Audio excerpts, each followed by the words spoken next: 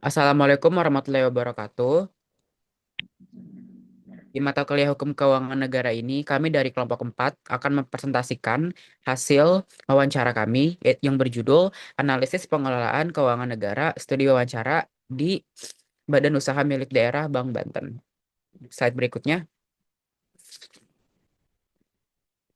Anggota kelompok kami ada Sri Dewi Lestari, Rain Apkakotronada, Nadia Magvira, dan Muhammad Arsyazaki. Untuk latar belakang akan dijelaskan oleh Nadia. Baik, terima kasih moderator. Jadi di sini saya akan menjelaskan mengenai latar belakang penelitian kami. Nah, jadi dalam konteks daerah, Badan Usaha Milik Daerah atau BUMD ini memegang peran penting dalam perpanjangan tangan pemerintah daerah dalam mengelola potensi ekonomi lokal dan mendukung pembangunan yang berkelanjutan. Nah, BUMD ini tugasnya nggak cuma menghasilkan keuntungan, tapi juga bertanggung jawab untuk memberikan kontribusi nyata bagi perekonomian daerah, termasuk dalam mendukung penyediaan layanan publik dan menciptakan lapangan kerja. Nah, Bank Banten sebagai salah satu contoh dari BUMD yang bergerak di sektor perbankan, ini memiliki peran strategis dalam mendorong pertumbuhan ekonomi Provinsi Banten. Nah, karena itu praktik keuangan yang dilakukan oleh Bank Banten ini layak untuk ditinjau dari sudut pandang hukum keuangan negara agar dapat diketahui sejauh mana peran dan tanggung jawabnya, apakah telah sesuai dengan prinsip-prinsip pengelolaan keuangan yang baik atau belum. Selanjutnya saya kembalikan kepada moderator. Terima kasih Nadia. Berikutnya,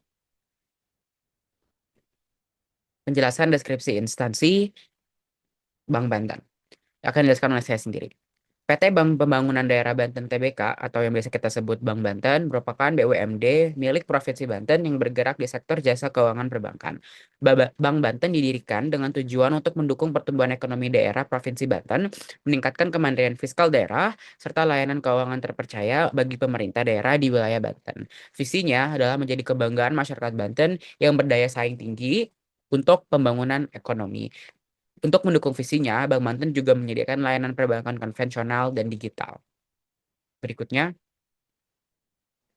untuk fungsi dan peran Bank Banten akan dijelaskan oleh Sri. Oke, terima kasih kepada moderator. Jadi di sini saya izin melanjutkan. Di sini ada mengenai fungsi dan peran Bank Banten. Nah, Bank Banten ini menjadi tempat penerimaan pendapatan asli dari daerah atau PAD seperti pajak dari retribusi daerah yang disetorkan oleh wajib pajak melalui berbagai kanal layanan perbankan.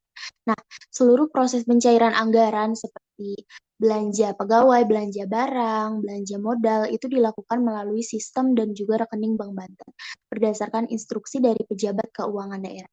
Nah, Bank Banten ini mendukung sistem informasi keuangan daerah seperti diantaranya ada SIPKD dan pembayaran non-tunai guna mewujudkan tata kelola keuangan daerah yang transparan dan efisien. Saya kembalikan ke moderator. Terima kasih. Terima kasih Sri atas penjelasannya. Berikutnya tentang sistem keuangan yang akan dijelaskan oleh saya sendiri. Di sistem keuangan, saya membagi ada 7 hal. Yang pertama yaitu komitmen keuangan berkelanjutan. Di sistem keuangan ini berarti Bank Banten menerapkan adanya rencana aksi keuangan berkelanjutan RAKB untuk tahun 2023 sampai tahun 2027 yang terintegrasi dengan rencana bisnis bank. Fokusnya pada prinsip perbankan berkelanjutan yaitu ESG, Environmental, Social and Governance, yang berdasarkan nilai intinya yaitu trust. Think different, universe, track, reliable, and sustainable.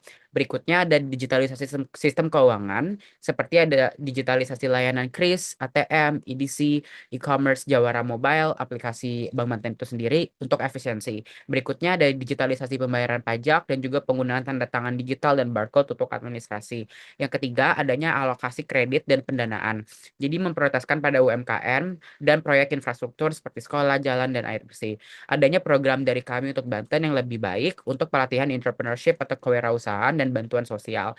Lalu kredit ukur diukur dengan biaya amortisasi, itu proses alokasi biaya aset yang berwujud secara bertahap selama masa manfaatnya dan menggunakan nilai wajar. Yang keempat ada pelaporan dan akuntansi. Jadi laporan laporan keuangannya itu mencakup laporan posisi keuangan, laporan laba rugi dan juga ada laporan arus kas dan sudah memenuhi standar akuntansi keuangan PSAK dan regulasi OJK.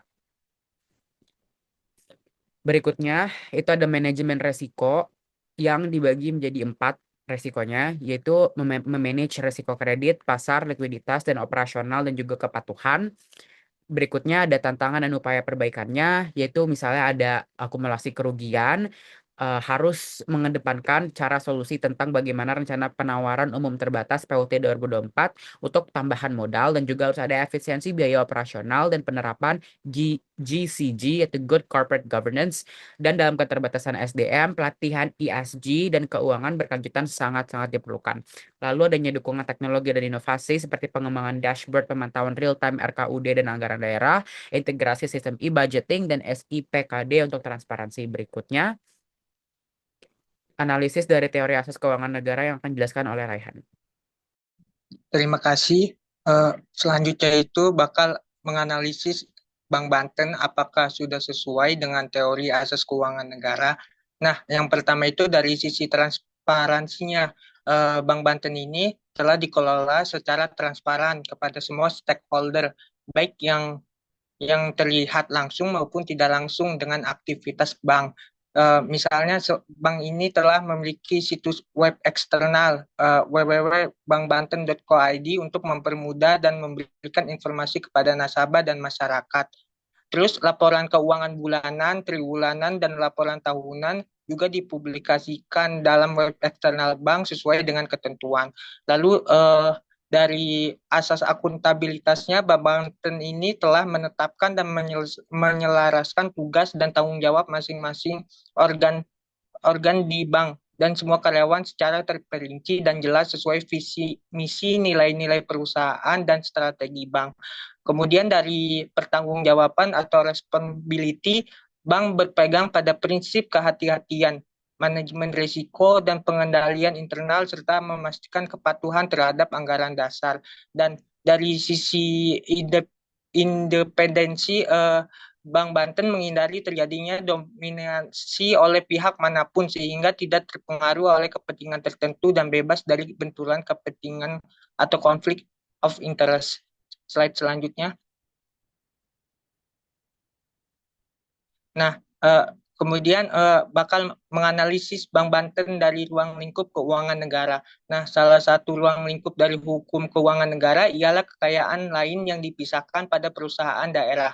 Maka dari itu, Bank Banten ini termasuk ke dalam ruang lingkup dari perwujudan kekayaan negara yang dipisahkan, yaitu dana yang dimiliki dan diinvestasikan oleh pemerintah daerah ke dalam bentuk penyertaan modal. Terus Bank Banten juga menjadi perwujudan dari aspek proses dalam hukum keuangan negara karena terlibat dalam kegiatan perbankan daerah yang mencakup penerimaan, penyimpanan, penyaluran, serta pelaporan dana publik. Selain itu, Bank Banten juga turut terkait dengan pengeluaran daerah yang di mana termasuk juga dalam salah satu ruang lingkup keuangan negara. Slide selanjutnya. Nah, di sini ada beberapa sumber hukum yang menjadi landasan Bank Banten dalam tata kelola. Yang pertama itu ada Undang-Undang Republik Indonesia Nomor 10 Tahun 1998 tentang perbankan, terus ada Undang-Undang Republik Indonesia Nomor 40 Tahun 2007 tanggal 16 Agustus 2007 tentang perseroan terbatas, terus ada Undang-Undang Republik Indonesia Nomor 4 Tahun 2023 tentang pengembangan dan penguatan sektor jasa keuangan, lalu ada peraturan otoritas jasa keuangan dan slide selanjutnya.